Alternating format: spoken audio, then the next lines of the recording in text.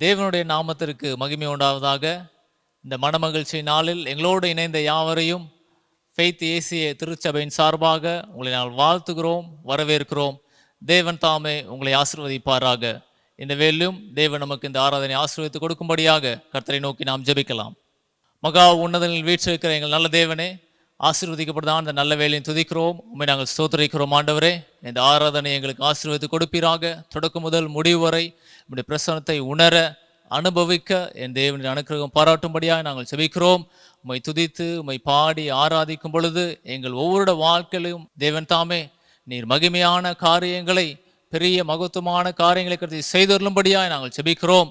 உம்மை துதித்து உம்மை பாடி ஆராதிக்கும் பொழுது ஒவ்வொரு வாழ்க்கையும் ஆண்டவரே மறுரூபமாக்கப்பட என் தேவனின் அனுக்கிரகம் பாராட்டும்படியாக நாங்கள் செபிக்கிறோம். ஆண்டவரே, விசேஷமாய் தேவனுடைய வார்த்தைக்காக நம்முடைய பார்ப்பல வருகிறோம். தேவரீர் உம்முடைய வார்த்தைகளை, உம்முடைய பரலோக மன்னாவை அனைவருக்கும் கர்த்தர் பகிர்ந்து பெற்றளிக்கும்படியாக நாங்கள் செபிக்கிறோம். ஆண்டவரே, ஒவ்வொருவரும் உம்முடைய வார்த்தைகளால் தேற்றப்பட, போஷிக்கப்பட கர்த்தரை அனுக்கிரகம் பாராட்டுவீராக. பெரிய காரியங்களை செய்வீராக. நீர் மகிமைப்படுவீராக. இயேசுவின் மூலம் ஜெபம் கேளும் ஜீவனுள்ள நல்ல பிதாவே, ஆமேன்.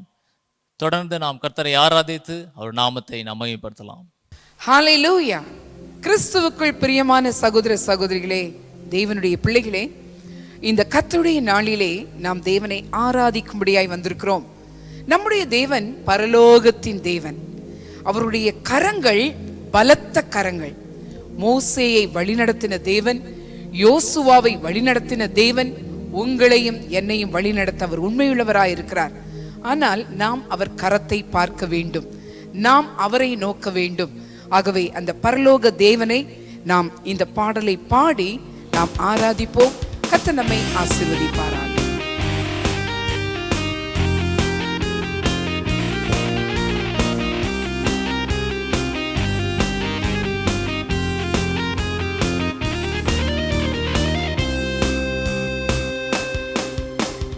பரலோக தேவனே, உம்மை ஆராதனை செய்கிறோம். பரலோக ராஜனே, உம்மை ஆராதனை செய்கிறோம். பரலோக தேவனே, உம்மை ஆராதனை செய்கிறோம். பரலோக ராஜனே, உம்மை ஆராதனை செய்கிறோம். உமது அன்பின் கரங்களை நான் கண்டினேன். உமது அன்பின் கரங்களை நான் கண்டினேன்.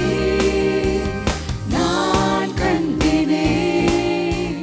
நான் கண்டினேன். நான் கண்டினேன். நான் கண்டினேன்.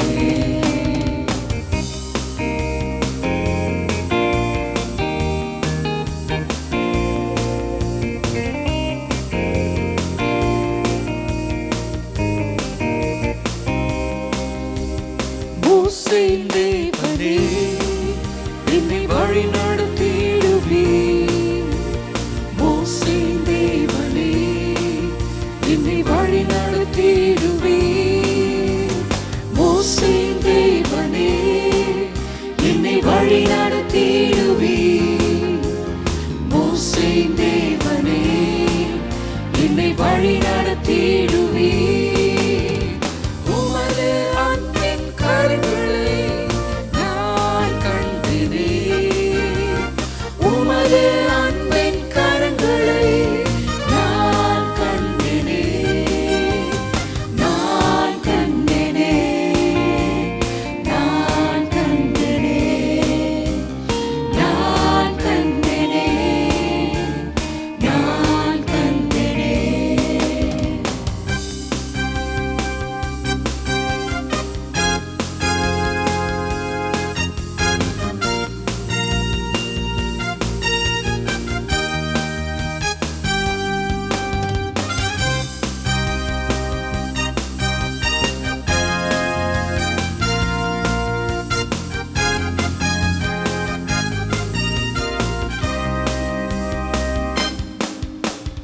யோசுவாவின் தேவனே, எங்கள் மதில்களை நொறுக்குவீர்.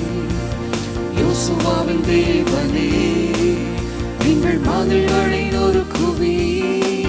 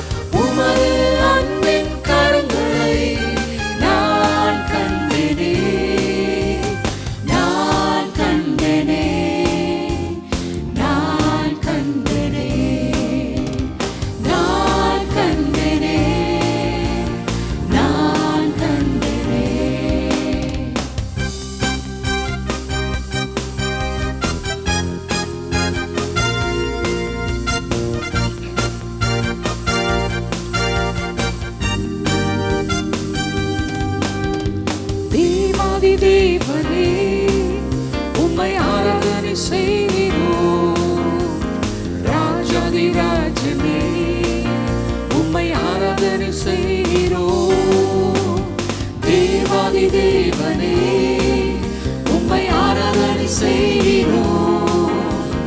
ராஜாதிராஜனே உம்மை ஆராதனை செய்கிறோம். உமது அன்பின் கரங்களை நான் கண்டினேன்.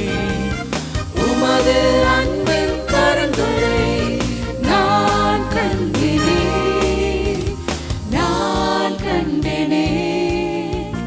நான் கண்டினேன். நான் கண்டினேன். நான் கண்டினேன். உமது அன்பின் கரங்கள், உமது அன்பின் கரங்களை நான் கண்டினேன். உமது அன்பின் கரங்களை நான் கண்டினேன். நான் கண்டினேன். நான் கண்டினேன். நான் கண்டினேன். நான் கண்டினேன். நான் கண்டேனே. நான் கண்டினேன். நான் கண்டினேன். நான் கண்டினேன். நான் கண்டினேன்.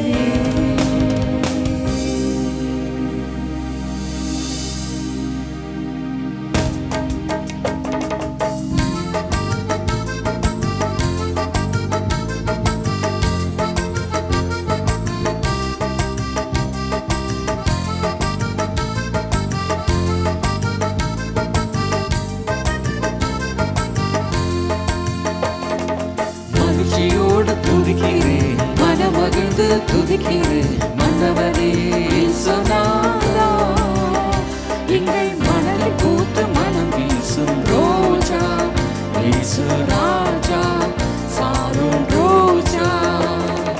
மகிழ்ச்சியோடு துதிக்கிறேன், மனமகிழ்ந்து துதிக்கிறேன். மன்னவனே இயேசுநாதா, எங்கள் மனதில் பூத்து மனம் வீசும் ரோஜா, இயேசு ராஜா, சாரோன் ரோஜா.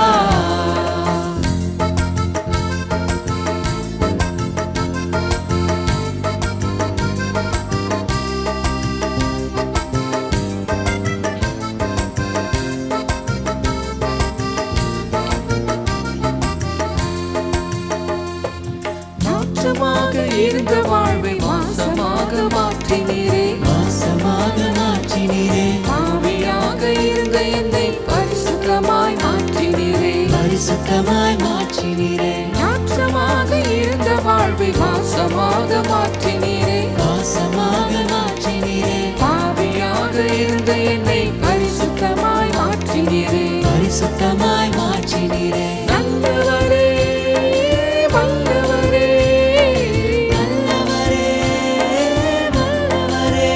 எங்களை வாழ வைக்கும் அன்பு தெய்வம் நீரே, எங்களை வாழ வைக்கும் அன்பு தெய்வம் நீரே. மகிழ்ச்சியோடு துதிக்கிறேன், மனமகிழ்ந்து துதிக்கிறேன். மன்னவனே இயேசுநாதா, எங்கள் மனதில் பூத்து மனம் வீசும் ரோஜா, இயேசு ராஜா, சாரோன் ரோஜா. மகிழ்ச்சியோடு துதிக்கிறேன், மனமகிழ்ந்து துதிக்கிறேன். மன்னவனே இயேசுநாதா, எங்கள் மனதில் பூத்து மனம் வீசும் ரோஜா, இயேசு ராஜா, சாரோன் ரோஜா.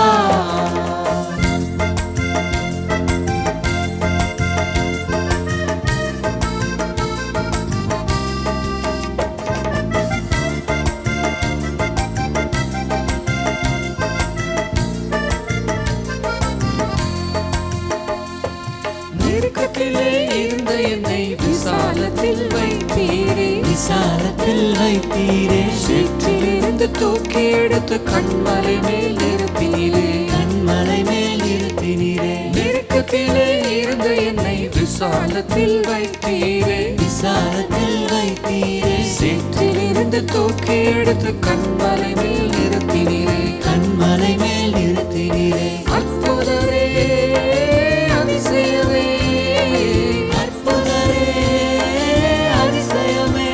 எங்களை வாழ வைக்கும் அன்பு தெய்வம் நீரே, எங்களை வாழ வைக்கும் அன்பு தெய்வம் நீரே. மகிழ்ச்சியோடு துதிக்கிறேன் மனமகிழ்ந்து துதிக்கிறேன் வந்தவனே இயேசுநாதா எங்கள் மனதில் பூத்து மனம் வீசும் ரோஜா இயேசு ராஜா சாரும் ரோஜா மகிழ்ச்சியோடு துதிக்கிறேன் மனமகிழ்ந்து துதிக்கிறேன் வந்தவனே இயேசுநாதா எங்கள் மனதில் பூத்து மனம் வீசும் ரோஜா இயேசு ராஜா சாரும் ரோஜா.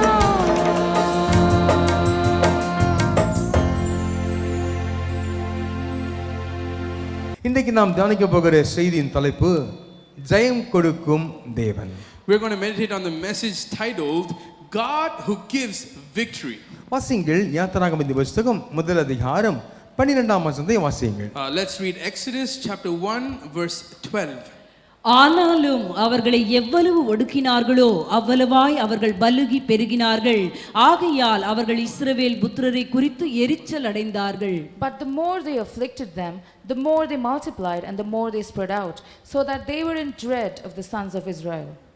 இந்த இடத்துல நாம் பார்க்கிறோம் இஸ்ரவேல் ஜனங்களுடைய வாழ்க்கை குறித்து சொல்லப்பட்டிருக்கிறது. We read about the life of the Israelites in this passage. இஸ்ரவேல் ஜனங்கள் அவர்கள் எகிப்திற்கு கானானிலிருந்து வந்தார்கள். The Israelites came to Egypt from Canaan. அந்த இடத்திலே சூழ்நிலை எல்லாம் நன்றாக இருந்தது. When they came, the situation was very pleasant. பின்பதாக அந்த சூழ்நிலை மாறி பின்பு அவர்கள் ஒடுக்கப்படுகிற ஒரு சூழ்நிலை காணப்பட்டார்கள். But then the circumstances changed and they were afflicted. அப்படிப்பட்ட ஒரு சூழ்நிலையிலே அவர்கள் எப்படி காணப்பட்டார்கள் என்பதை தேவன் இந்த இடத்தில் சொல்லுகிறார். Here we see God explaining how in a situation where they were withered down and they were afflicted, how did they survive? எவ்வளவு ஒடுக்கப்பட்டார்களோ அவ்வளவாக பெருகினார்கள். The more they were afflicted, the more they multiplied. அந்த வசனத்திலே அந்த பகுதியை மட்டும் நாம் வாசிக்கலாமா? அவர்களை எவ்வளவு ஒடுக்கினார்களோ அவ்வளவாய் அவர்கள் பெருகினார்கள். இதுதான் தேவனுடைய பிள்ளைகளுடைய அனுபவம். This is the experience of the children of God. அநேக வாழ்க்கையிலே சோதனைகள் துன்பங்கள் வந்துவிடும் பொழுது எல்லாம் முடிந்து விட்டது நினைத்து விடுகிறார்கள். A lot of times when we face troubles and trials and temptations, we come to the conclusion that everything has ended. ஒருவேளை நான் ஏதோ தவறு செய்து விட்டேனோ என்று நினைக்கிறார்கள். We often think that maybe I've done something wrong. அல்லது இந்த இடத்திற்கு நான் வந்தது தவறா என்று நினைக்கிறார்கள். They might think that the reason I came to this place might be a mistake. கர்த்தர் சித்தமில்லாமல் இந்த இடத்துக்கு வந்து விட்டேனோ என்று பல காரியங்களை போட்டு குழப்பிக் கொள்கிறார்கள். They are confused with a lot of things that even they might ask, saying, may this not be God's will. உண்மையாகவே யாக்கோபையும் அவர் குடும்பத்தாரையும் எகிப்திற்கு கொண்டு வந்த தேவன் தான் அங்கு போங்கள் என்று அனுப்பி வைத்தார். Truly, it was God who brought Jacob and his family into the land of Egypt. அந்த இடத்திலே அவர் நல்ல வாழ்க்கை தேவன் கட்டளையிட்டிருந்தார். God had commanded a beautiful and a pleasant life for them. அதன் பின்பதாக உபத்திரப்படுகிற ஒடுக்கப்படுகிற ஒரு சூழ்நிலை வந்தது. Later there arose a situation where they were afflicted. அந்த ஒடுக்கப்பட்ட இஸ்ரவேலருக்கு ஜெயம் கொடுக்கும்படியாக தேவன் அவளோடவே கூட இருந்து அவளை அங்கிருந்து கிளம்ப செய்து பாலும் தேனும் ஓடுகிற தேசத்தை அவளுக்கு சுதந்திரமாய் தந்தார். The God who was able to give them victory stood alongside the afflicted Israel and he brought them out of the land of Egypt into the land flowing with milk and honey. ஒருவேளை இந்த நெருக்கம் இந்த ஒடுக்கம் அவளுக்கு வராவிட்டால் அவங்க ரொம்ப வசதியாக எகிப்திலேயே கோசேன் நாட்டிலேயே அவள் வாழ்நாள் முழுவதும் இருந்து அப்படி இருந்திருப்பார்கள். இன்று அவள் பெயர் இருந்திருக்காது. It is fair to think that if they did not face this affliction and persecution in Egypt, they might have comfortably lived in the land of Goshen for the rest of their lives. இந்த உபத்திரவத்தின் நிமித்தமாக அந்த இஸ்ரவேலுடைய வாழ்க்கையிலே அவர்கள் எகிப்தை வேண்டாம் என்று கிளம்பி செல்கிற ஒரு சூழ்நிலை உண்டானது. அதுக்கு பின்பதாக வாழ்க்கையிலே அந்த மிக அருமையான பாலும் தேனும் ஓடுகிற அந்த தேசத்தை சுதந்தரித்தார்கள். Due to this affliction, the mindset of the Israelites changed to we never want to be in Egypt, we want to leave, and that's how they were able to inherit the land of promise. அந்த இஸ்ரவேலருக்கு ஒரு பெரிய இடுக்கண் வந்தபோது அவர்கள் மிகவும் தேவனிடத்தில் முறையிட்டார்கள், உண்மைதான். ஆனால் அது நிமித்தமாக தேவன் நம்முடைய வாழ்க்கையிலே ஒரு பெரிய ஆசீர்வாதத்தை கட்டளையிட்டார். ஜெயம் கொடுக்கிற தேவன் அவளோடு இருந்தார். When they faced affliction in their life, they did come to God and complain to him, but God came through. The God of victory gave them victory over these situations. அவர்களை அமுக்க பார்த்தவர்கள், அழிக்க பார்த்தவர்களை தேவன் அடக்கினார். God was with Israel and he stopped those who were pressing against Israel. இன்றைக்கும் தேவனுடைய பிள்ளைகள் உயர்கிறார்கள் என்ற காரியம் வரும் பொழுது எல்லாருக்கும் ரொம்ப பொறாமையா எரிச்சலாகத்தான் இருக்கும். Once the situation happens where the children of God are rising up and are exalted, those who are around them will be jealous. நான் சொல்ற காரியம் உங்களுக்கு புரியும்னு விசுவாசிக்கிறேன். I hope you believe and understand what I'm saying. என்றால் நம்முடைய வீடுகளிலே கூட நம்முடைய வேலையில கூட இதுதான் பார்த்து கொண்டிருக்கிறோம். Even in our household and our work we see this. இந்த வசனத்திலே ஒரு வார்த்தையை நான் முக்கியப்படுத்த விரும்புகிறேன். I want to turn your attention to one word and prioritize it. அது என்ன வார்த்தை என்றால், What word is that? அந்த யாத்திராகமம் 1:12 வாசிக்கும் பொழுது முதல் வார்த்தையை எல்லாரும் சேர்ந்து சொல்லும்படியாய் கேட்டுக்கொள்கிறேன். I'm going to read the first word of Exodus chapter 1 verse 12. அந்த முதல் வார்த்தை என்ன தெரியுமா? What is the first word? எல்லாம் சொல்லுங்க பார்க்கலாம். ஆனாலும். But. ஆனாலும். But. இந்த சூழ்நிலைகள் எல்லாம் எப்படி இருந்தாலும் ஆனாலும் தேவன் அவளோடு இருந்தபடினாலே அவர்கள் போய் சேர்ற வேண்டிய இடத்துக்கு பத்திரமாய் போய் சேர்ந்தார்கள். All the situation around them was a certain way, but God who led them, who gave them victory, guided them, and they were able to reach the place that they were supposed to. நீங்க கேட்டுக்கொண்டிருக்கலாம், ஆண்டவரே இந்த உலகம் இப்படி போய் கொண்டிருக்கிறதே, பொருளாதாரம் இப்படி போய் கொண்டிருக்கிறதே, என்ன பண்றது கேட்டுக்கொண்டிருக்கலாம். ஆனாலும் ஜெயங்கொடுக்கிற தேவன் உங்களோடு இருந்து உங்களை ஜெயமாய் நடத்தி கொண்டிருக்கிறார். ஹalleluya. You might be asking God, the world is going a certain way, the finances and everything are going a certain way, but I'm here to tell you, but the God who gives victory, he is able to guide you and give you victory in your life. இரண்டு நிலைகளுக்கு நடுவுல தேவன் உங்களை உயர்த்துகிற தேவனாக இருக்கிறார். அப்படிப்பட்ட ஜெயங்கொடுக்கும் தேவன் நம்மோடு இருக்கிறார். அவர் கொடுக்க போகிற ஆசீர்வாதம் என்னை தானக்கு கத்துக்கிற விஷயம். In between those two situations, I believe that God will exalt you, and I believe that the God who gives you victory is going to give you a certain blessings, and we're going to meditate on that today. எப்படி இவருடைய அந்த இக்கட்டு துன்பத்தின் மத்தியிலே கர்த்தர் கிருபை செய்தார், ஆசீர்வாதம் கொடுத்தார். How did God give them grace and blessings amidst their afflictions and trials? தியானிக்கலாமா? வாசியுங்கள். யாத்திராகமம் 1 அதிகாரம் 6-7 வசனங்களை வாசிக்கலாம். Let's read Exodus chapter 1 verse 6 and 7. யோசேப்பும் அவனுடைய சகோதரர் யாவரும் அந்த தலைமுறையார் எல்லாரும் மரணமடைந்தார்கள். இஸ்ரவேல் புத்திரர் மிகுதியும் பலுகி ஏராளமாய் பெருகி பலத்திருந்தார்கள். தேசம் அவர்களால் நிறைந்தது. Joseph died, and all his brothers and all that generation. But the sons of Israel were fruitful and increased greatly and multiplied and became exceedingly mighty, so that the land was filled with them.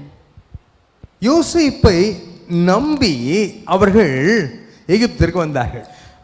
They came to Egypt trusting in Joseph. யோசேப்பு என்ற ஒரு மனுஷனை நம்பி வந்தார்கள். They believed and trusted this one man named Joseph. பாருங்க, அவர் அந்த யோசேப்பு எல்லா ஆசீர்வாதங்களையும் அவருக்கு செய்தார். Joseph, what are the blessings that he did for them?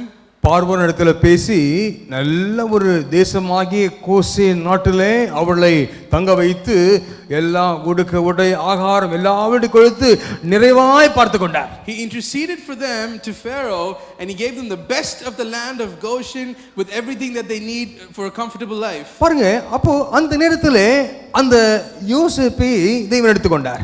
And as time passed, God took Joseph. யோசேப்பு மட்டுமில்லாமல் அந்த தலைமுறையினர் எல்லாரும் மரித்து விட்டார்கள். Not just Joseph, but that generation had passed away. அப்பொழுது இஸ்ரவேல் ஜனங்கள் யோசித்தார்கள். And that's when the Israelites were thinking. என்ன யோசித்தாங்க? What did they think? ஐயோ, நம்ம நம்பி வந்த யோசேப்பு போய் சேர்ந்துட்டாரு. They thought, the Joseph that we had trusted, he's gone now. ஐயோ, இனிமே நம்ம என்ன பண்ண போறோம்? What are we going to do after this? இனிமே நமக்கு இங்க ஒத்தாசை யாரும் இல்லையே. Who is going to be our help here? நமக்கு பார்வோனுக்கு அடுத்த நிலையில் இருந்த யோசேப் இருந்தாரே, இப்பொழுது இல்லை என்று அவள் எல்லாரும் அங்காய்த்தார்கள்.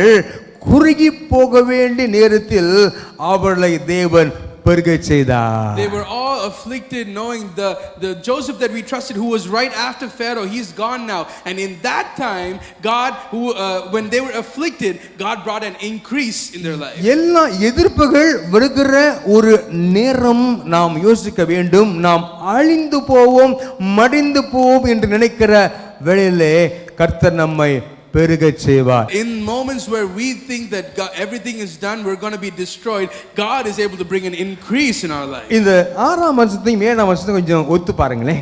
Let's compare 6 and 7 verses. பாருங்க, 6ஆம் வசனத்திலே ஒரு பெரிய முடிவு அவர் நம்பி வந்த யோசேப்பின் மரணம் காணப்படுகிறது. In verse 6 we see the end of the thing that they trusted the most. உடனே 7ஆம் வசனத்திலே பாருங்கள், இஸ்ரவேல் புத்திரர் மிகுதியும் பலுகி என்று அவருடைய பெருக்கம் சொல்லப்பட்டிருக்கிறது. Immediately after, in verse 7, we see the multiplication and increase of the Israelites. அநேக குடும்பங்கள் இதோடு அழிந்து போகும் என்று அநேகர் சொல்லலாம், எதிர்பார்க்கலாம். Many people might say and even expect that their family is going to be destroyed and gone. ஆனால் ஜெயம் கொடுக்கும் தேவன் நம்மோடு இருக்கிறபடினாலே நாம் ஒருபோதும் குறுகி போவதில்லை.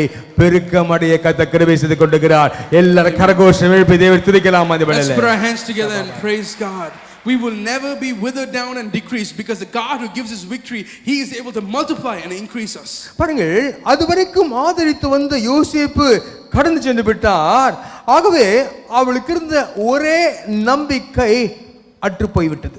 The Joseph who had supported them until then had passed away.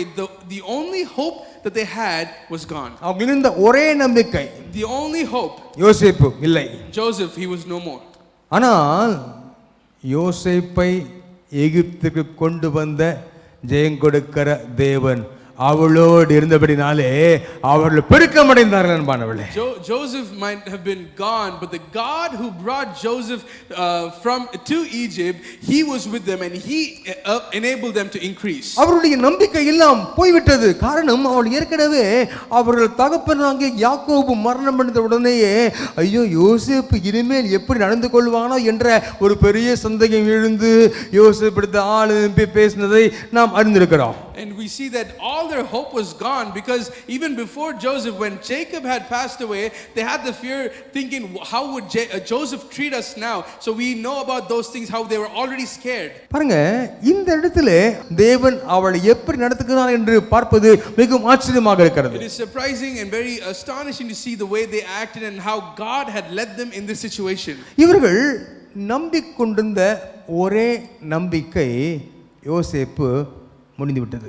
The only hope that they had trusted Joseph, that was gone. இன்றைக்கு நான் சொல்லுகிற ஒரு காரியம் என்னவென்றால், நம்முடைய ஒரே நம்பிக்கை என்னவாக இருந்தது? Today I want to ask you this question: what is our only hope in our lives? நம்முடைய வேலையை ரொம்ப நம்பிக்கொண்டிருந்தோம் அல்லவா? We were trusting our work and our jobs. கர்த்தர் இந்த வேலையை கொடுத்துட்டார், அது போதும் நம்பிக்கொண்டிருந்தோம் அல்லவா? God has given me this job, that's more than enough, I'll trust this. திடீரென்று வேலை போய் விட்டது. All of a sudden that job was gone. ஆண்டவரே என்ன பண்ணுவேன்? God, what would I do? ஒரே நம்பிக்கை போய் விட்டதே. My only hope is gone. ஆண்டவரே இந்த நபரை நம்பிக்கொண்டிருந்தேன். I had all my hope on this one person. ஆண்டவர் அந்த நபர் கைவிட்டு விட்டாரே. That person had forsaken me. இனி என்ன செய்வேன்? What will I do now? நம்பிக்கொண்டிருந்த நம்பிக்கைகள் அற்று போகும் பொழுது கவலைப்பட வேண்டாம். நம்மை பெருகச் செய்வதற்கு ஜெயம் கொடுக்கும் தேவன் நம்மோடு கூட இருக்கிறார் என்பானவளே. When the only hope that you have in your life passes away, we have a God who is able to give us victory and increase in our life. இவ்விதமான சூழ்நிலைகள் வருமா நமக்கு? Do we face such situations? பாருங்க, வேதத்திலே अनेक சூழ்நிலை இருக்கிறது. We see a lot of circumstances in the Bible. ஒரு அருமையான தீர்க்கதரிசிக்கு ஒரு சூழ்நிலை வந்தது. This great prophet, he faced this one situation. வாசிங்கள் Habakkuk தீர்க்கதரிசி புத்தகம் 3ஆம் அதிகாரம் 17-18 வசனங்களை வாசிங்கள். Let's read Habakkuk 3:17 and 18. அத்திமரம் துளிர்விடாமற் போனாலும், திராட்சை செடிகளில் பழமுண்டாகாமற் போனாலும், ஒலிவ மரத்தின் பலன் அற்று போனாலும், வயல்கள் தானியத்தை விளைவியாமற் போனாலும், கிடையில் ஆட்டு மந்தைகள் முதலற்று போனாலும், தொழுவத்திலே மாடு இல்லாமற் போனாலும், நான் கர்த்தருக்குள் மகிழ்ச்சியாய் இருப்பேன், என் ரட்சிப்பின் தேவனுக்குள் கலிகூறுவேன். Though the fig tree should not blossom, and there be no fruit on the vines, though the yield of the olive should fail, and the fields produce no food, though the flock should be cut off from the fold, and there be no cattle in the stalls, yet I will exult in the Lord, I will rejoice in the God of my salvation. Habakkuk என்ற தீர்க்கதரிசியுடைய வாழ்க்கையை நாம் பார்க்கிறோம். We see the life of prophet Habakkuk. அவருடைய வாழ்க்கையிலே எல்லாம் நன்றாக இருந்தது. In his life everything was going fine. பாருங்க, யோசேப்பின் வாழ்க்கையை போல எல்லாம் நன்றாக இருந்தது. Just like as in the life of Joseph, even in Habakkuk's life everything was fine. யோசேப்பின் குடும்பத்தார் எப்படி நடந்திருப்பார்கள் என்று பார்க்கும் பொழுது, தங்களுடைய சகோதரன் பார்வோனுக்கு அடுத்தவராயிருந்தார். அப்போ அவர் எப்படி ஒரு பெருமையா நடந்திருப்பாங்க. எங்க பிரதர் யார் தெரியுமா? அவர்தான் டெப்டி சிஎம் சொல்லியிருப்பாங்க. பாருங்க, அந்த லெவல்ல இருந்தார் அவரு. This would have been the mindset of the Joseph's family. Their brother is right after the Pharaoh, so they would have had that pride, thinking, knowing that their brother is in a high position. என்ன வேணாலும் கேட்க வேண்டிய அவசியமே இல்லை, எல்லாம் வீட்டுக்கு வந்துரும் உங்களுக்கு. They don't have to request and beg for anything. Everything has been delivered to them. எல்லாம் அவங்களுக்கு ஓகே. ஆனா இப்போ அவரே இல்லை. And everything was fine when he was there, but now he's no more. நான் சொல்லுகிற செய்தி சரியாக உங்களுக்கு போய் கொண்டிருக்குதுன்னு நம்ம விசுவாசிக்கிறோம். I hope you're receiving the message that I'm preaching today. தேவனுடைய சித்தம் இல்லாமல் நம்முடைய வார்த்தைகள் கடந்து வராது. God's word won't come forth without his will. அந்த நம்பிக்கை அற்று போகும் பொழுது, when that hope is lost, அவருடைய வாழ்க்கை குறுகி போகவில்லை, பெருக ஆரம்பித்தது. Their life did not decrease, but it increased. இந்த ஆபகுக் தீர்க்கதரிசிக்கு அவருடைய வாழ்க்கையிலே அத்திமரம் துளியோடவில்லை. In Habakkuk's life, we see that his fig tree did not blossom. அது எப்படி வாழ்க்கை மாறுகிறது என்று பாருங்கள். This is we'll see how his life changes. திராட்சை செடியில் பழம் உண்டாகாமல் போனாலும், Even if there be no fruit on the vine, ஒலிவ மரத்து பலனற்று போனாலும், though the yield of the olive should fail, வயல்கள் தானியத்தை விளைவியாமல் போனாலும். அப்படின்னா தானியத்தை விளைவிச்சிருக்காரு, ஆனா மேல பயிர் வரல. So you see, even if the fields produce no food, which means he had planted but there's no yield. ஆட்டு மந்தை இருக்குது, ஆனா குட்டி இல்ல. There's flock but there is no offspring. பாருங்க, தொழுவத்திலே மாடுகளே இல்லாம போச்சு. He has stalls but there's no cows and cattle. ஆடுகள் முதலற்று போனதை பார்க்கிறோம். இந்த இடத்துல மாடுகள் இல்லாம போயிடுச்சு. We see earlier the flock was there but they couldn't produce offspring, but here there's no cattle at all. இந்த நாட்களிலே கொஞ்சம் ஒப்பிட்டு பார்க்கலாமா? Let's compare it to the time we are living in. வரவேண்டிய இடத்திலிருந்து பலன்கள் வரல. Rewards and things that are supposed to come from a certain place, they have been stopped. பிசினஸ்ல இருந்து இன்கம் இல்ல. There's no income in your business. போட்ட முதலீடு அப்படியே போயிருச்சு. The investment that you made, it's gone. அப்போ எப்படி இருப்பாங்க ஜனங்க? How would they feel? How would people feel? ஒரு பெரிய நெருக்கம், An affliction, ஒரு பெரிய எதிர்ப்பு, opposition. அந்த நேரத்திலே மக்கள் எப்படி அவர்கள் பிரதிபலிப்பார்கள்? How would people react in certain situations? இந்த இடத்துல இந்த தீர்க்கதரிசி மூலமாக தேவன் அழகாக சொல்லுகிறார், எப்படி நாம் காணப்பட வேண்டும், இப்படிப்பட்ட சூழ்நிலையிலே எப்படி காணப்பட வேண்டும் என்று சொல்லுகிறார். God beautifully describes to us how we ought to react in such situations. இப்படிப்பட்ட சூழ்நிலையில ஒருவேளை நல்லா வேலை செய்றீங்க, பிஸியா ஒர்க் பண்றீங்க, சம்பளம் வராம போச்சு. Think about this. If you're working, you're putting everything that you have, you're working hard, but then you don't have a salary. Business loss ஆயிடுச்சு. Your business is going through a loss. அப்போ ஜனங்க எப்படி இருப்பாங்க தெரியுமா? How would people react? சில கேட்பாங்கல்ல, கண்ணத்து கை வச்சு இப்படி இருப்பாங்கன்னா, என்ன கப்பல் கவுந்த மாதிரி உட்கார்ந்துருக்கிற? People ask them, why are you sitting like the ship is drowned? பாருங்க, அப்படிப்பட்ட சூழ்நிலை. That's the situation. நாம் அந்த விதமா இருக்கக்கூடாது. நம்முடைய முகம் எப்படி இருக்கும் தெரியுமா? அருமையான வழியை காட்டுகிறார் தீர்க்கதரிசி. என் ரட்சிப்பின் தேவனுக்குள் களி கூறுவேன், நான் கர்த்தருக்குள் மகிழ்ச்சியா இருப்பேன் என்று தீர்க்கதரிசி சொல்கிறார். In situation like that, prophet Habakkuk, he shows us how we ought to be, that we should rejoice in the God of my salvation and exalt in the Lord. அப்போ நீங்க பாத்தீங்கன்னா, இப்படிப்பட்ட சூழ்நிலையில, எப்படிப்பட்ட சூழ்நிலை, மரத்துல பலன் இல்ல, ஆடுகள்ல முதல் இல்ல, மாடுகள் இல்ல, இப்படிப்பட்ட சூழ்நிலையில இப்படி மகிழ்ச்சியாக இருக்க முடியும் என்று பார்க்கும் பொழுது தேவன் ஒரு பதிலை சொல்கிறார். And we see in such situation, what situation where your fig tree does not blossom and there's no cattle, there's no offspring for your flock. In those situations, God is teaching us how we ought to be. உண்மையாகவே உலகத்தாரால் அந்த சூழ்நிலை கடந்து வர முடியாது. Truly I tell you, people who don't believe in our God, they cannot come through this situation. இந்த நிலை வந்திருக்கும் என்றால் ஏன் உங்களுக்கும் எனக்கும் இருந்த நிலைகள் மற்றவர்களுக்கு வந்திருக்கும் அப்படின்னா என்னைக்கும் தங்களுடைய வாழ்க்கையை முடிச்சு கொண்டு போயிருப்பாங்க. If others, they would have faced the situation that you and I are facing, they would have ended their lives. ஆனால் அவர்கள் இன்றைக்கும் நீங்களும் நானும் அவளுக்கு முன்பாக நிலைத்திருக்கிறோம் என்றால் ஜெயம் கொடுக்கும் தேவன் உங்களோடு மீனோடு இருக்கிறபடினால்தான் இன்றைக்கு நாம் ஜீவனோடு தேசத்திலே நாம் சந்தோஷமாக இருக்க கர்த்தர் செய்கிறார். The reason, the fact that you and I are alive and well standing here today is because the God who gives us victory, He has enabled us to live in the land of the living and prosper. ஆபகுத்தியை அவர் எப்படி இந்த சூழ்நிலைக்கு பழக்கினார் தெரியுமா? எடுத்து வாசியுங்கள். ஆபகுக்கு 2ஆம் அதிகாரம் 4ஆம் வசனத்திலே இப்படி சொல்லுகிறது, தன் விசுவாசத்தினாலே நீதிமான் பிழைப்பான் என்று சொல்லுகிறது. How did God train prophet Habakkuk for the situations? We read in Habakkuk chapter 2 verse 4, but the righteous will live by faith. பாருங்க, தன் விசுவாசத்தினாலே நீதிமான் பிழைப்பான். The righteous will live by his faith.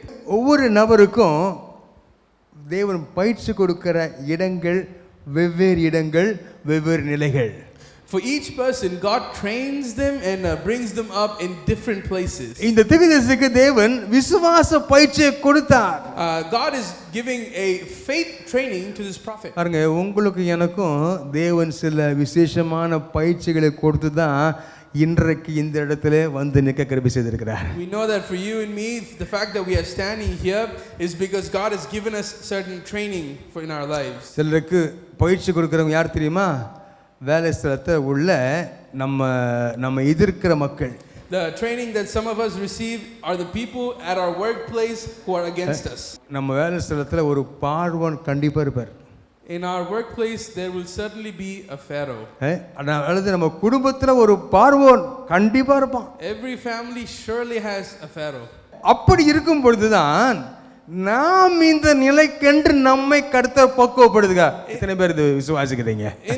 In situations like that is what God prepares us for the blessings. பாருங்க, இந்த 3ஆம் அதிகாரத்திலே தீர்க்கதரிசி சொல்கிறார், இந்த நிலையை சொல்லும் பொழுது அதற்கான ஆயத்தத்தை 2 நாளிலேயே கர்த்தர் செய்து விட்டார். We see prophet Habakkuk explain his situation in chapter 3, but his training and preparation was already done in chapter 2 verse 4. Father சொல்றாரு, சந்தோஷமா இருங்கன்னு பாட்டு பாட சொல்றாரு. Father Beckles, he sings saying be joyful, பாருங்க, rejoice. அந்த பாட்டு எல்லாருக்கும் தெரியும், எங்க போனாலும் எல்லாரும் பாடுவாங்க. Everybody knows that song and they sing it everywhere. ஆனா உண்மையா சந்தோஷமா இருக்கிறோமா? But truly, are we rejoicing? நான் விசுவாசிக்கிறேன், 2020 கடந்த நம் ஒவ்வொருவரையும் தேவன் விசுவாசத்தை பக்குவப்படுத்தி விட்டார். இனி என்றைக்கும் சந்தோஷமா இருக்க கர்த்தர் கிருபை செய்திருக்கிறார். Our generation who's gone through 2020, I believe that God has trained us to truly rejoice in His எந்த நம்பிக்கை நம்ம விட்டு போனாலும் நம்முடைய பரம நம்பிக்கை தேவன்தான். No matter if we lose all the hope that we have, our eternal hope is God. அந்த சொன்ன ஒரு வார்த்தை என்ன தெரியுமா? ஆனாலும். சொல்லுங்க பார்க்கலாம். Say the word but. ஆனாலும் சொல்லுங்க. ஆனாலும் தேவன் நம்மோடு இருக்கிறார். But God is still with us. சொல்லுங்க. ஆனாலும் தேவன் என்னோடு இருக்கிறார். இந்த வார்த்தை மறந்து போகாதீங்க. I hope you don't forget this. ஒரு பெரிய வித்தியாசம். There's a difference.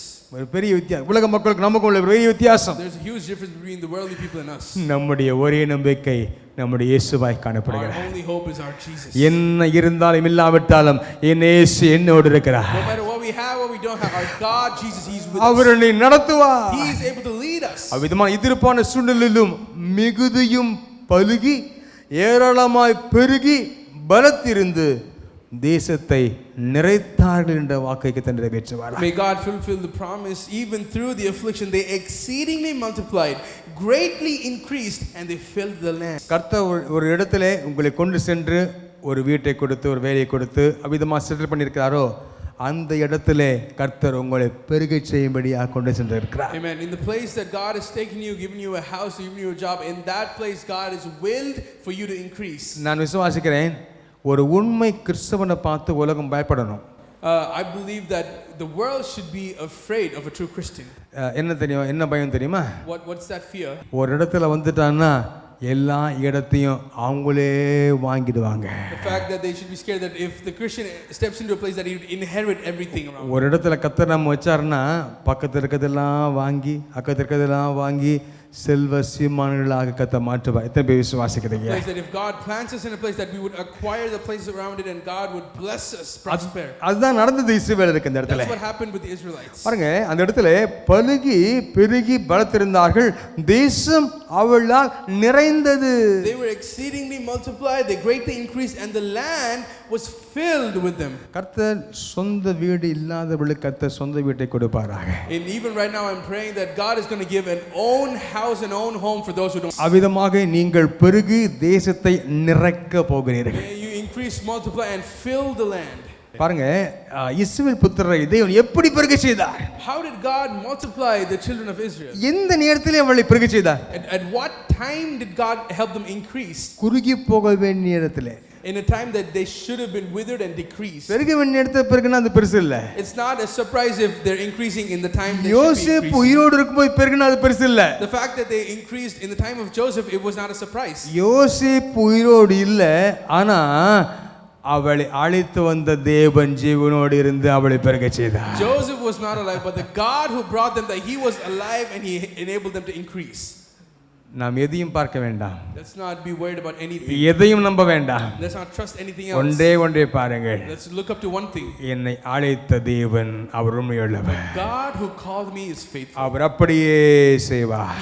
He will grant everything. அப்படியே செய்வார். He's able to do everything. இந்த ஆண்டிலே தேவன் சொல்லுகிற வாக்கு என்னவென்றால், This is the promise that God is saying to you right now in this year. கால் மீதுக்கும் இடங்களை தேவன் உங்களுக்கு சொந்தமாய் கொடுப்பாராக. God will enable you to inherit every place that you've set your foot in. அதை ஆமென் சொல்லி பெற்றுக்கொள்ளுங்க பார்க்கலாம் இந்த வேளையிலே. Say amen and receive it in Jesus' name. நீங்கள் நினையாத காரியங்களை கர்த்தர் உங்களுக்கு வாக்கை செய்து ஆசீர்வதிப்பாராக. God will enable you to acquire things that you did not think about. நான் இதை குறித்து ஆசைப்பட்டேன், தேவன் அதை நிறைவேற்றினார் என்று சொல்லும்படியான அந்த காரியத்தை தேவன் அவர் செய்வாராக. Testimonies will arise and saying, I desired these things and God fulfilled it. இரண்டாவதாக தேவன் ஜெயங்கொடுக்கும் தேவன் என்ன செய்கிறார்? What is the God who gives us victory? வாசிங்கள் யாத்திராகமம் முதல் அதிகாரம் 8 முதல் 10 வசனங்கள். Secondly, let's read Exodus chapter 1 verse 8 to 10. யோசேப்பை அறியாத புதிய ராஜன் ஒருவன் எகிப்தில் தோன்றினான். அவன் தன் ஜனங்களை நோக்கி, இதோ இஸ்ரவேல் புத்திரராகிய ஜனங்கள் நம்மிலும் ஏராளமானவர்களும் பலத்தவர்களுமாய் இருக்கிறார்கள். அவர்கள் பெருகாதபடிக்கும் ஒரு யுத்தம் உண்டானால் அவர்களும் நம்முடைய பகைஞரோட கூடி நமக்கு விரோதமாக யுத்தம் பண்ணி தேசத்தை விட்டு புறப்பட்டு போகாதபடிக்கும் நாம் அவர்களை குறித்து ஒரு உபாயம் பண்ண வேண்டும் என்றான். Now a new king arose over Egypt who did not know Joseph. He said to his people, behold, the people of the sons of Israel are more and mightier than we. Come, let us deal wisely with them, or else they will multiply in the event of war. They will also join themselves to those who hate us and fight against us and depart from the land. பாருங்க யோசேப்பு அறியாத அந்த ராஜா வந்து அந்த இடத்துல கிரியை செய்வதை பார்க்கலாம். And the king who did not know Joseph, we see him acting in this ஒரு place. திட்டம் ஒன்றை தீட்டுகிறார்கள். He's getting this plan together. அது என்ன திட்டம் என்று சொல்லும் பொழுது, What plan was it? இதிலே ஒரு வார்த்தையை நான் முக்கியப்படுத்துகிறேன். I want to highlight this one word. இதிலே இந்த 10ஆம் வசனத்திலே நாம் வாசிக்கும் பொழுது பாருங்கள், அவளை குறித்து ஒரு உபாயம் பண்ண வேண்டும் என்றான். In verse 10 we see that let us deal wisely or shrewdly. பாருங்க, ஒரு உபாயம் பண்ண வேண்டும். உபாயம்னா என்ன? Deal wisely or shrewdly. What does that mean? உபாயம் என்றால் அபாயம் இல்லை. உபாயம் என்று சொல்லும் பொழுது ஒரு கண்ணி, ட்ராப் என்று சொல்கிறோம் அல்லவா, இவளுக்கு தந்திரமாய் ஒரு யோசனை பண்ணி இவனை கவுக்கணும். That word does not mean anything else, but it's a trap or a deceptive plan to engage and trap them. அப்போ இஸ்ரவேலர்களை அவர்கள் ஒரு தந்திரமாய் நடத்த ஆரம்பிக்கிறார். They started dealing with the children of Israel very shrewdly and with a deceptive plan. அவளை கவிழ்க்கும்படியாக, அவளை ஒடுக்கும்படியாக என்னென்ன தந்திரங்களை அந்த பார்வோன் நடப்பித்தானோ அவள் எல்லாவற்றையும் தேவன் மேற்கொள்ளும்படியான அந்த கிருபைகளை இஸ்ரவேலுக்கு கொடுத்தார். Every plan that the Pharaoh had to destroy and to persecute the children of Israel, God was able to destroy those plans and give them victory. இரண்டாவதாக ஜெயங்கொடுக்க தேவன் கொடுக்கிற ஆசீர்வாதம் என்ன தெரியுமா? What is the blessing that the God who gives us victory? மேற்கொள்ளுகிற ஆசீர்வாதம். Blessing of overcoming. இந்த காரியத்திலே நாம் கொஞ்சம் ஆழ்ந்து பார்க்கும் பொழுது தெய்வன் பாருங்க நமக்கு முன் சென்று இருக்கிற தடையெல்லாம் அகற்றி ஒரு நல்ல வழியாக நடத்தி செல்கிறது ஒரு அனுபவம். We'll see a little deeper in this experience for God to go ahead of us and remove all the obstacles and hurdles in front of us. That is an experience. ஆண்டவரே என் ஜீவிதத்திலே தடைகள்லாம் அப்படியே இருக்குது ஆண்டவரே, என்ன பண்றதுன்னு கேட்குறீங்களா?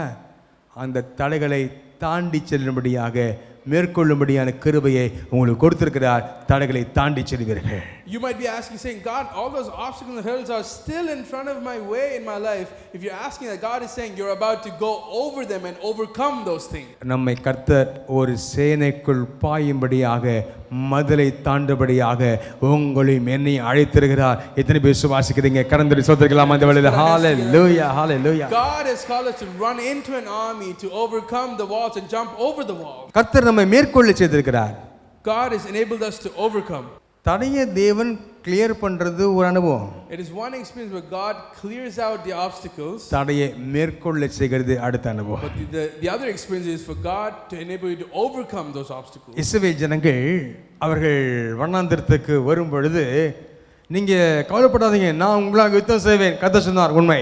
When the Israelites they came to the wilderness, yes, it is true that God said, I will fight for you. பாருங்க யாத்திராகமம் 14:14 கர்த்தர் உங்களுக்காக யுத்தம் பண்ணுவார். உண்மை. Exodus 14:14 the Lord will fight for you. That's true. போக போக தேவன் அவர்களை யுத்தம் செய்ய பழக்கினார். And as days went by, God trained them for battle. அது ஒரு அடுத்த நிலையை காட்டுகிறது. That shows the next level in their lives. என்ன எதிர்ப்புகள் வந்தாலும் போராடி ஜெயித்த பெறக்கூடிய அந்த கிருபையை தம்முடைய பிள்ளைகளை கட்டளையிட்டு அந்த கானானை சுதந்திரிக்க கிருபை செய்தது போல கர்த்தர் உங்களுக்கும் எனக்கும் ஒரு பெரிய கிருபையை கட்டளையிட்டு தேவன் வைத்திருக்கிற ஆசீர்வாதம் சுதந்திரிக்க கர்த்தர் கிருபை செய்வாராக. Just as how God gave the grace for his children to overcome all these obstacles and inherit the promise, and may God give us the strength to overcome our obstacles and inherit the blessings that he has in store for us. இந்த இடத்திலே பாருங்க 1:10 வாசிக்கிறோம், அவள் பெருகாதபடிக்கும் யுத்தம் உண்டானால் அவளுக்கு பகைஞோடு கூடி அப்படி எல்லாரும் அப்படி போயிடாதபடிக்கு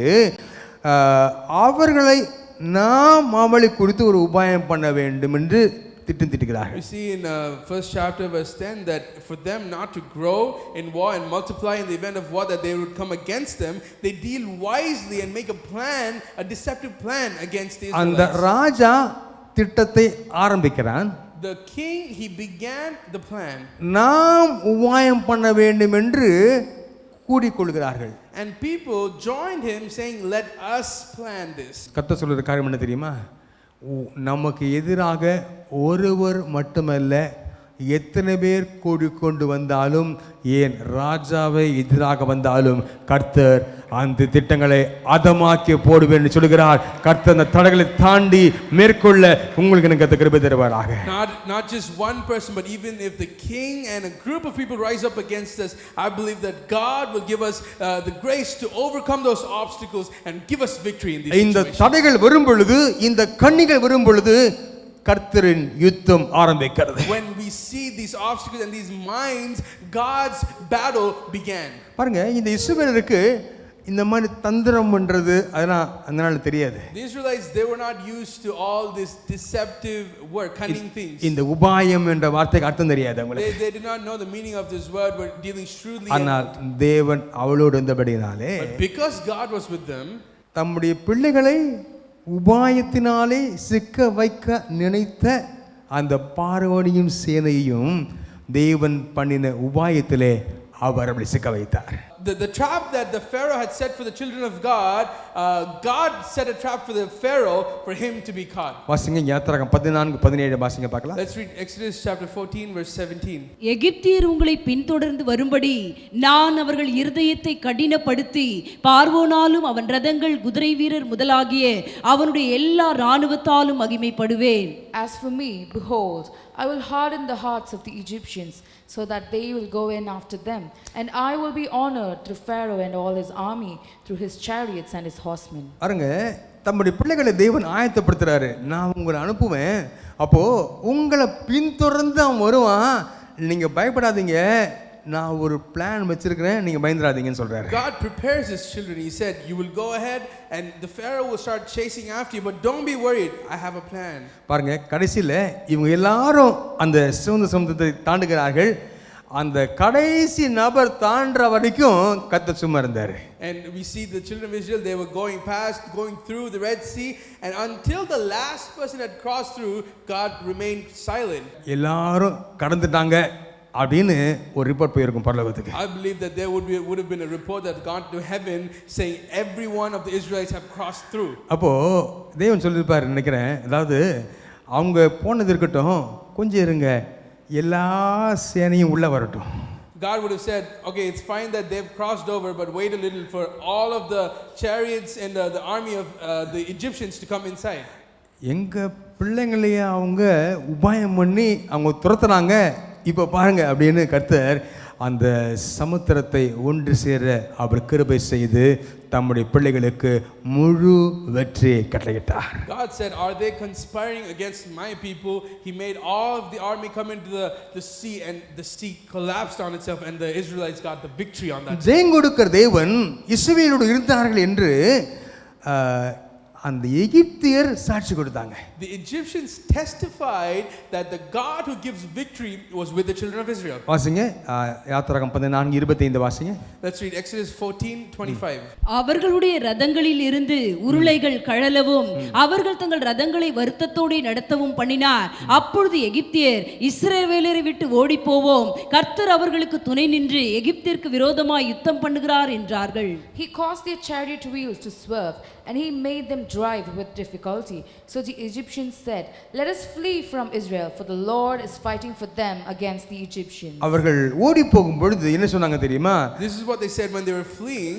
கர்த்தர் அவளுக்கு துணை நின்று எகிப்திற்கு விரோதமாக யுத்தம் பண்ணுகிறார் என்றார்கள். They proclaimed saying the Lord is fighting for them against the Egyptians. பாருங்க, இஸ்ரவேலை விட்டு ஓடி போவோம். Let us flee from Israel. பாருங்க, எகிப்தியர் சொல்றாங்க இஸ்ரவேலை விட்டு ஓடி போவோம். The Egyptians are saying let us flee from Israel. கர்த்தர் அவளுக்கு எகிப்தியருக்கு விரோதமாக யுத்தம் பண்ணுகிறார். The Lord is fighting for them against the Egyptians. தேவன் சொன்ன வாக்கு நிறைவேறியதா? God's promise, was it fulfilled? நீங்க சும்மா இருங்க, நான் யுத்தம் பண்ணுவேன். God said, you shall be silent and I will fight for you. அந்த வார்த்தை நிறைவேறினதை எகிப்தியரே அறிக்கை செய்தாங்க. And that fulfillment was proclaimed in the mouths of the Egyptians. அதுபோல நம்மை காண்கிற மக்கள், இந்த மக்களோடு, இந்த மகனோடு மகளோடு தேவன் இருக்கிறார். இந்த தேவனுடைய பிள்ளையோடு அவர் இருக்கிறார். அவர் இவளுக்காக யுத்தம் செய்வார். இந்த தடைகளை மேற்கொண்டு ஓடுவார்கள் என்ற அந்த ஒரு வார்த்தையை மற்றவர்கள் வாயினாலே நீங்கள் கேட்க கத்துக்கிறவே செய்வார். God will enable you to hear the words from people who are around you saying that this person, this child of God has God on their side and God is fighting for them and enabling them to overcome these things. நீங்க நிறைய காரியங்களை எனக்கு மக்கள் செய்கிறார்கள், இது ஏன் கர்த்தர் அமைதியாக இருக்கிறார் என்று சில கேட்டுக்கொண்டிருக்கிறீர்கள். You might be questioning, saying, people are doing these things to me, why is God silent? பாருங்க, கர்த்தர் அந்த வசனத்தை பார்க்கும் பொழுது யாத்திராகமம் 12:12 பார்த்தீர்கள் என்றால் ரொம்ப ஆச்சரியமாக இருக்கிறது. We see in Exodus 12:12, it's very astonishing to see. பாருங்க, எகிப்தின் தேவர்களின் மேல் நீதியை செலுத்துவேன், நானே கர்த்தர். God brought judgment on the gods of Egypt, and I am the Lord, says God. எல்லா காரியமும் கர்த்தர் உற்று நோக்கி கொண்டிருக்கிறார். God is watching everything. இதை பார்க்கறதுக்கு ஆள் இல்லையா, கேட்கறதுக்கு ஆள் இல்லையா அப்படின்னு நீங்க சொல்றீங்களே. You might be asking, saying, there's no one to care for me and even talk to me. தேவன் அதை பார்த்து கொண்டிருக்கிறார். God is seeing that. ஏற்ற வேளையிலே அவர் நீதி செய்வதை நீங்கள் கண்ணார காண்பீர்கள். You are going to witness with your own eye God being righteous for you. உங்களை மேற்கொள்ள செய்வாராக. God will enable you to overcome. மேற்கொள்ளுகிற அனுபவத்திலே கர்த்தர் உங்களை நடத்துவாராக. God guide you and lead you in the experience of overcoming. கடைசியாக ஒன்றை தியானித்து முடிக்க விரும்புகிறேன். We're going to meditate on one thing. யாத்திராகமம் 1:12 வசனத்தை மறுபடியும் வாசியுங்கள். Exodus chapter 1 verse 12. ஆனாலும் அவர்களை எவ்வளவு ஒடுக்கினார்களோ அவ்வளவாய் அவர்கள் பலுகி பெருகினார்கள், ஆகையால் அவர்கள் இஸ்ரவேல் புத்திரரை குறித்து எரிச்சல் அடைந்தார்கள். But the more they afflicted them, the more they multiplied and the more they spread out, so that they were in dread of the sons of Israel.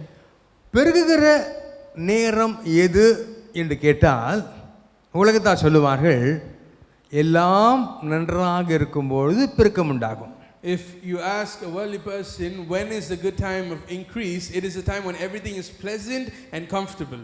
எல்லாம் வசதி வாய்ப்பு எல்லாம் இருக்கும்போது நான் பெருகுவேன். When opportunities are good and everything is going fine, that's when you increase. ஆனா வேதத்திலே சொல்லப்பட்ட காரியங்களை பார்க்கும் பொழுது அது முற்றிலும் வித்தியாசமா காணப்படுது. The Bible talks about something very different and contradictory. பாருங்க, பல எதிர்ப்புகளை கடந்து வந்து கடைசியிலே ரெகோபோத் என்ற ஆசீர்வாதத்தை அந்த ஈசாக்கு கட்டளையிட்டு அவனை முழுமையாக ஆசீர்வதிக்கிறார். He went through a lot of opposite hindrances and then came to that experience of Rehoboth, and that's how God blessed him. அவர் இருந்த இடமே ஒரு எதிர்ப்பு இடமாய் காணப்பட்டது அந்த நாட்களில். The place he was living was a place of opposition. Gerar என்ற இடமே ஒரு எதிர்ப்பு இடமாய் காணப்பட்டது. Kela was a place of conflict and problems. பாருங்க, அந்த இடத்துல ஒரு வளர்ச்சியை காண முடியாத நிலையிலே ஒரு ஆசீர்வாதம். He received blessings in a place where he could not see growth or blessings. இந்த வசனத்திலே வாசிக்கிறோம், எதிர்ப்பின் மத்தியிலே ஒரு பெரிய ஆசீர்வாதம் அல்லது எதிர்ப்பின் மத்தியில் இஸ்ரவேலை கர்த்தர் மேன்மைப்படுத்தினார். We see in this verse, amidst all of their affliction, God honored the Israelites. மூன்றாவது ஆசீர்வாதமாக ஜனங்களுக்கு தேவன் கொடுக்கிற ஆசீர்வாதம் மேன்மை என்ற ஆசீர்வாதம். The third blessing that we see that the God who gives us victory here is honor. மேன்மை சொல்லுங்க பார்க்கலாம். Honor. மேன்மை. கர்த்தர் நம்மை மேன்மைப்படுத்தும்படியாகவே இந்த புதிய ஆண்டிலே கொண்டு வந்திருக்கிறார். God has brought us into this new year to honor us. நம்மோடு பயணம் செய்த அநேகர் இந்த ஆண்டை பார்க்கவில்லையே. Many who traveled with us did not see this day. வயது வித்தியாசம் இல்லாமல் போய் சேர்ந்து விட்டார்களே. A lot of, even regardless of age, people were passing away. ஆனால் உங்களை மேன்மையும் இந்த ஆண்டை தேவன் காணிச்சுதார் என்றால் ஒரு பெரிய மேன்மை உங்களுக்கும் எனக்கும் காத்திருக்கிறது என்பார்கள். But if God enabled you and me to witness this day, I believe that there is a great honor that is awaiting us. பாருங்க, எவ்வளவு எதிர்ப்பு இருந்ததோ அவ்வளவு அதிக மேன்மை அவளுக்கு கிடைத்தது. The more the affliction, the greater the honor that they received. பாருங்க, சில சொல்லுவாங்க, எனக்கு ரொம்ப எதிர்ப்பு இருக்குதுயா எங்க வேலை ஸ்தலத்துல என் குடும்பத்துல. A lot of people will say, I have a lot of afflictions and oppositions in my place. நான் சொல்லுறேன், அந்த இடத்துல தான் கர்த்தர் உங்களை மேன்மைப்படுத்த போகிறார். I want to tell you this, in that place God will honor you. சவால் விட்டுட்டு போனவங்க அடுத்த நாள் காலையில வரும்பொழுது அந்த இடத்துல இருந்து அவங்க காலி செய்யப்பட்டிருப்பாங்க. People who challenged you the previous day, the next day they were seen no more. பயங்கரமான அற்புதங்களை தேவன் செய்து கொண்டிருக்கிறார். God's done great miracles. பாருங்க, தேவன் நம்மை மேன்மைப்படுத்துகிறார் என்பானவர்களே. God honors us. தேவன் நம்மை பல விதங்களில் மேன்மைப்படுத்துவார். God honors and exalts us in many ways. ஊழியம் செய்ய மேன்மைப்படுத்துவார். He'll honor those who are in ministry. பிதாவானவர் கனப்படுத்துவார். The Father will honor you. பாருங்க, அநேக விதத்திலே அவருடைய கனம் இருக்கிறது என்பானவர்களே. We receive God's honor in many ways. நாம் இருக்கிற இடங்களிலே கர்த்தர் உங்களை என்னை மேன்மைப்படுத்த வேண்டும். God he ought to honor us. He must honor us in the place that we are in right now. சிலருக்கு அவங்க இருக்கிற இடத்துல ஒரு மேன்மை இருக்காது, ஆனா வெளியிடத்துல பேரு பெத்த பேர் வெளியே. A lot of people in the place that they are in, they don't have any honor, but around everywhere else they are very honorable. அப்படி இல்ல, முதல்ல எருசலேமில் ஒரு ஆசீர்வாதம், ஒரு சாட்சி, பின்பு சமாரியா, யூதேயா, உலகம் முழுதும் சாட்சி என்று அந்த ரவுண்ட் பெருசாக கொண்டே போதே உண்மையாகவே தேவன் நம்மை உயர்த்தி சித்தம் கொண்டிருக்கிறார். It's not like that. It starts at Jerusalem first, then Samaria, Judea, and the rest of the world. எதிர்ப்பை கண்டு ஓடாதீங்க. Don't flee away from affliction. அதை மேற்கொள்ள கர்த்தர் கிருபை கொடுத்திருக்கிறார். God will give you the grace to overcome those things. அதன் பின்பதாக ஒரு பெரிய மேன்மை காத்திருக்கிறது. And after that overcoming experience, there awaits for you the honor. இந்த உலகத்திலே சரித்திரத்திலே பார்க்கும்போது கூட தேவ பிள்ளைகளுக்கு எதிர்ப்பு வரும்போது அவர்கள் பெருகினார்கள். Even when we see in history, when the children of God, when they faced opposition and persecution, they increased. இப்படிப்பட்ட சூழ்நிலை நமக்கு வருகிறதா? எதிரான சூழ்நிலை வருகிறதா? Are you facing such situations? அப்போ நீங்க யோசித்து கொள்ள வேண்டிய காரணம் தெரியுமா? This is what you ought to think in those situations. எனக்கு ஒரு மேன்மை காத்திருக்கிறது. There is an honor that awaits me. எந்த அளவுக்கு போராட்டம் இருக்கிறதோ அந்த அளவுக்கு மேன்மை. The greater the affliction, the greater the honor. காரணம் என்ன தெரியுமா? What's the reason? ஜெயம் கொடுக்கிற தேவன் நம்மோடு இருக்கிறபடியால். The reason is that the God who gives us victory, He's with us. ஆகவே உங்க வேலையில் அவ்வளவு போராட்டம், குடும்ப போராட்டம் எல்லாம் இருக்கும். அதன் மத்தியிலே உங்களை மேன்மைப்படுத்த தேவன் வல்லவராய் காணப்படுகிறார். God is powerful and he is able to honor you even amidst the opposition and affliction that you are facing in your house and in your work. அதன் முடிவை நீங்கள் பார்க்கும் பொழுது When you see at the end of this, ஒரு வார்த்தையை சொல்லுவீங்க. you'll say this word. ஜெயம் கொடுத்த தேவனுக்கு ஸ்தோத்திரம். Praise be to the God who gave me the victory. விசுவாசத்தை சொல்லணும். இன்னும் ஜெயம் கொடுக்காம இருக்கலாம், அந்த பாதையில் எனக்கு கடன் செல்லலாம், ஆனா ஜெயம் கொடுத்த தேவனுக்கு ஸ்தோத்திரம். We might not have received the victory already, but we are to proclaim in faith, saying, "Praise be to the God who has given me the victory." அந்த ஜெயம் கொடுக்கும் தேவன் நம்மோடு இருப்பாராக. May the God who gives us victory be with us. எங்களை நேசிக்கிற நல்ல பிதாவே, Father who loves us, உம்முடைய பரிசுத்த நாமத்தை நன்றியோடு துதிக்கிறோம் ஐயா. praise your holy name. ஆண்டவரே, எங்களுக்கு ஜெயம் கொடுக்கிற தேவனாக எங்கள் முன் செல்கிற கிருபைக்காக ஸ்தோத்திரம் We ஐயா. thank you that the God who gives us victory goes forth in front of us. ஆண்டவரே, ஜனங்கள் எவ்வளவு ஒடுக்கப்பட்டார்கள் அவ்வளவாய் பெருகினார்கள் என்று பார்த்தோம் ஆண்டவரே. The more they were afflicted, the more they multiplied. அந்த பெருக்கத்தை நீர் எங்களை கட்டளையிடுவீராக ஆண்டவரே. May you grant that increase in our lives. எங்களுடைய நம்பிக்கைகள் அது சில வேளை அதமாய் போகும் பொழுதும் எங்களுக்கு இருக்கிற ஒரே நம்பிக்கை நீராய் காணப்படுகிறீர், ஜெயம் கொடுக்க தேவனாய் காணப்படுகிறீர், ஜெயத்தை கட்டளையிடுவீராக ஆண்டவரே. Even though sometimes all our hope is lost, we look up to the one God who is our eternal hope, the God who gives us victory. நீர் மேற்கொள்ள கிருபை செய்வீராக. May enable us to overcome, God. ஆண்டவரே, எல்லா காரியங்களையும் எங்களுக்காக யுத்தம் செய்து எங்களை மேற்கொள்ள செய்வீராக. God, may you fight for us and enable us to overcome certain எங்களை things. மேன்மைப்படுத்துவீராக. May you honor us. நாங்கள் இருக்கிற பகுதியிலே எங்களை மேன்மைப்படுத்துவீராக. In the place that we are planted, may you எங்கள் honor us. குடும்பத்தில் எங்களை மேன்மைப்படுத்துவீராக. Honor us in our family, God. எங்களுடைய வேலையிலே வியாபாரத்தில் எங்களை பெருமைப்படுத்துவீராக. Honor us in our business and our jobs. உம்மை நம்பி இருக்கிறோம் ஐயா. We trust in you alone. எங்களுடைய நம்பிக்கை நீர்தானப்பா. You alone our hope. உம்முடைய கருத்தை கொடுக்கிறோம் ஐயா. We submit everything into your hands. ஜெயத்தை தருவீராக. Give us victory. இயேசுவின் நாமத்தில் பிதாவே. In Jesus' name I pray. Amen. Amen. நம்முடைய கர்த்தராகிய இயேசு கிறிஸ்துவின் கிருபையும் பிதாவாகிய தேவனுடைய அன்பு பரிசுத்தாவியானவருடைய ஐக்கியம் அன்பும் எடுத்ததும் மாதம் சமாதானமும் ஆளுகையும் நம் அனைவரோடும் கூட விசேஷமாக இந்த வார்த்தையை கேட்டு விசுவாசித்த நம் அனைவரோடும் கூட இன்றும் இன்றும் சதாகாலம் தங்கியிருப்பதாக எல்லாம் சொல்லுங்க. Amen, amen. Pastor P. Stephen மற்றும் திருமதி சந்திரலீலா ஸ்டீபன் அவர்களால் ஸ்தாபிக்கப்பட்ட பல்லாவரம் அப்போஸ்தல கிறிஸ்தவ சபை அவர்களுடைய மறைவுக்கு பின் பாஸ்டர் விசுவாசம் அவர்களால் தொடர்ந்து வளர்ந்து வருகிறது. ஒன்றுமில்லாமல் ஆரம்பிக்கப்பட்ட இந்த சபையானது இன்றைக்கு ஆயிரக்கணக்கான ஆத்துமாக்களை கொண்டதாக மாற கர்த்தர் கிருபை செய்தார். உங்களுடைய பிரச்சனைகளுக்காகவும் ஜெப குறிப்புகளுக்காகவும் 24 மணி நேரமும் ஜெபிக்க ஆயத்தமாயிருக்கிறோம். நீங்கள் தொடர்பு கொள்ள வேண்டிய முகவரி பாஸ்டர் S.Visuvasam, விசுவாச அப்போஸ்தல கிறிஸ்தவ சபை, 12A ஈஸ்வரி நகர், பல்லாவரம், சென்னை 43. தொலைபேசி எண் 766-755-2299.